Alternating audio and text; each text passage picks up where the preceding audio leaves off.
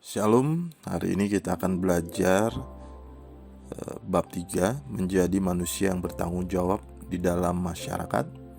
Kata tanggung jawab dalam bahasa Inggris diterjemahkan menjadi responsibility, yang artinya mampu atau bersedia memberikan respon atau jawaban. Sikap bertanggung jawab berhubungan erat dengan tingkat kedewasaan seseorang. Setiap orang mempunyai tanggung jawabnya masing-masing. Ada yang mempunyai tanggung jawab yang besar karena kepadanya diberikan kepercayaan yang lebih besar.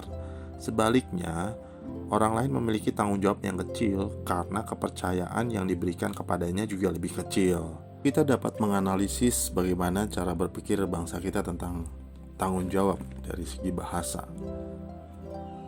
Secara tidak sadar, barangkali kita juga sering mengelak dari tanggung jawab kita. Contohnya, jika terjadi kita memecahkan gelas, kalimat mana yang sering kita ucapkan?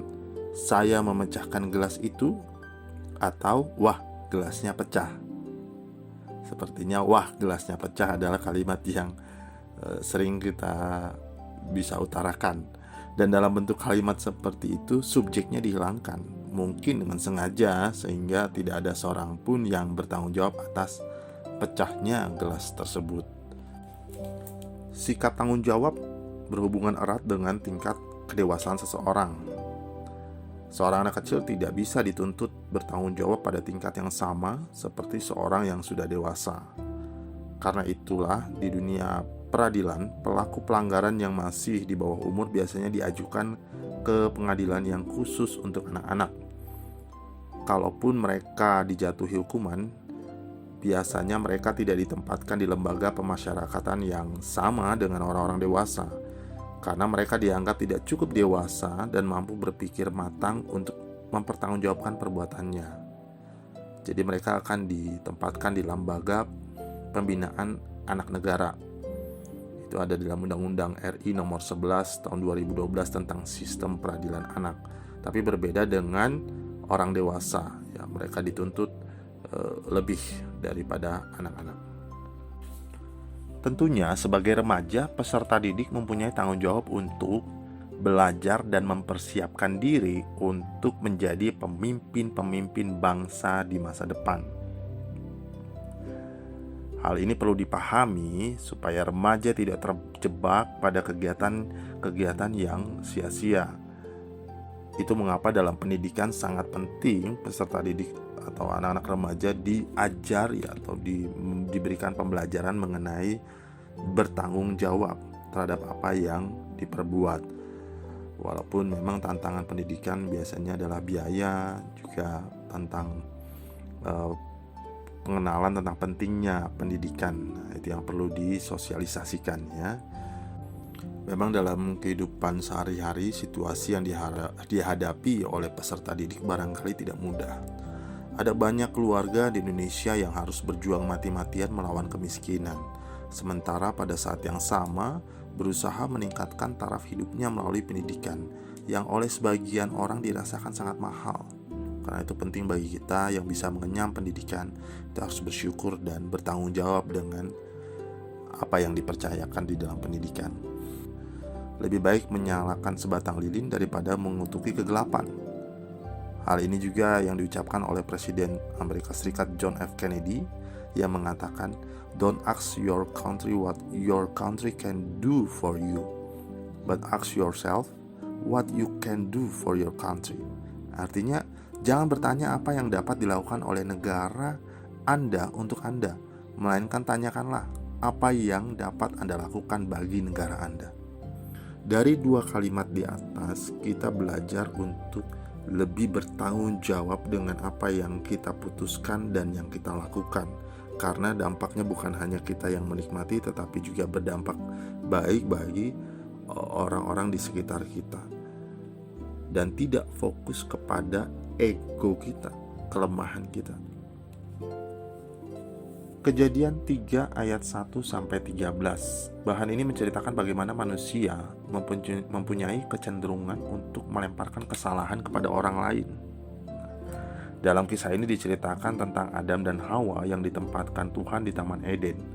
Tuhan mengizinkan Adam dan Hawa memakan buah-buahan dari semua pohon yang ada di sana, kecuali buah dari pohon kehidupan dan pohon pengetahuan tentang yang baik dan yang jahat. Memang Tuhan memberikan kebebasan di sini kepada manusia, tetapi ada batasan. Ya. Nah, di sini Tuhan berikan kehendak bebas, ya, mau taat atau tidak. Nah, kita tahu kejadiannya ketika mereka mendengarkan suara si ular sehingga mereka melanggar apa yang diperintahkan Tuhan. Nah, ketika Tuhan bertanya kepada mereka, disitulah mulai Adam mempersalahkan Hawa dan Hawa mulai mempersalahkan si ular. Mereka sama sekali tidak mau mengakui bahwa merekalah yang berbuat kesalahan. Dari sini kita belajar bahwa upah dari dosa ketika kita tidak taat, maka kita mulai mempersalahkan orang lain, tidak bertanggung jawab, ya. Dalam Hakim-Hakim 13 sampai 16 kita belajar tentang Simson. Simson adalah orang yang telah dipersembahkan Tuhan sejak masih berada dalam kandungan ibunya. Dengan berkat Allah, Simson bertumbuh menjadi seorang yang sangat kuat dan perkasa. Namun ada sebuah syarat yang harus dipertahankannya, yaitu Simson harus hidup kudus dan menjauhi diri dari segala sesuatu yang berasal dari anggur dan minuman lainnya yang memabukkan dan yang haram. Itu ada di dalam Hakim-Hakim 13 ayat 14. Dia sebagai hakim pada masa itu, ya. Namun ternyata Simson adalah orang yang lemah, khususnya terhadap perempuan. Sehingga Simson ditangkap oleh orang-orang Filistin yang seharusnya dia menjadi penjaga bagi orang-orang Israel. Simson dibutakan dan dihina dalam sebuah perayaan untuk dewa Dagon. Nah, pada saat itu Simson berdoa pada Tuhan untuk mendapatkan kekuatan terakhir kalinya. Lalu dia menarik 2 tiang kuil itu, tiang utama, sehingga roboh dan menewaskan dirinya dan orang Filistin yang ada di situ. Apa yang kita lihat di sini adalah cerita kisah tentang seorang manusia pilihan Allah yang ternyata tidak selamanya hidup mengikuti kehendak Allah. Dosa memang selalu tampak menarik dan menggiurkan. Sangat disayangkan bahwa sebagai seorang hakim Israel, Simson lebih suka mendengarkan kata hatinya sendiri dan bukan kehendak Allah. Orang yang hidupnya bertanggung jawab akan selalu bertanya, apa yang menjadi kehendak Allah dalam situasi yang sedang saya hadapi ini? Apakah langkah yang saya ambil itu hanya akan menguntungkan diri saya saja atau juga menguntungkan banyak orang lain? Apakah saya berani mempertanggungjawabkan perbuatan saya ini di hadapan Allah kelak? Nah, ini bentuk dari pertanyaan-pertanyaan kritis yang membuktikan bahwa kita bertanggung jawab dengan apa yang dipercayakan kepada kita. Dalam kitab Nehemia pasal 2 ayat 1-7, di sini kita dapat belajar tentang kisah Nehemia yang tidak mementingkan dirinya sendiri, tapi dia punya rasa tanggung jawab untuk keadaan bangsanya. Nehemia bersedia berkorban dan melepaskan jabatannya. Jabatannya sudah sangat tinggi dan pasti tinggi pula gajinya. Namun Nehemia rela melepaskan semuanya itu demi satu tanggung jawab yang lebih tinggi yang ia rasakan memanggilnya untuk kembali ke tanah airnya. Dalam Matius 25 ayat 31 sampai 46 di sini belajar tentang tanggung jawab terhadap sesama.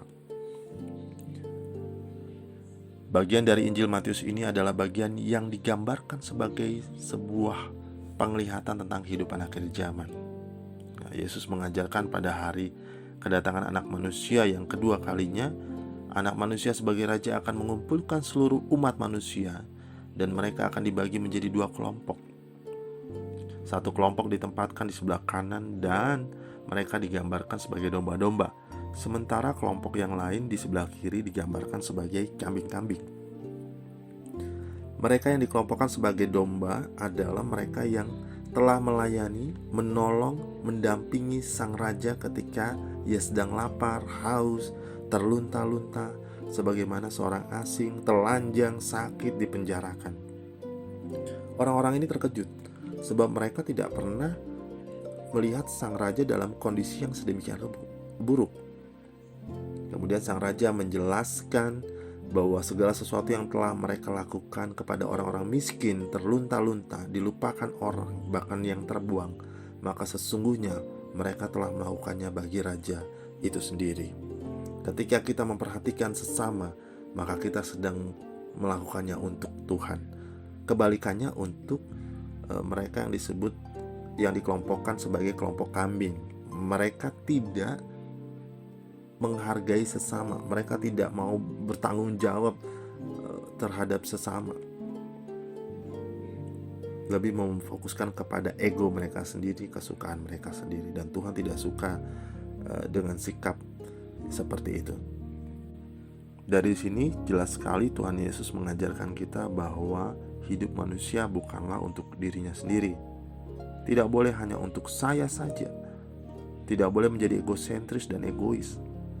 Hidup manusia yang Tuhan kehendaki adalah hidup yang seimbang antara diri sendiri dengan Allah dan antara diri sendiri dengan orang lain. Itulah yang dijelaskan oleh Tuhan Yesus tentang hukum kasih yang diuraikan dalam Matius 22 ayat 37-40.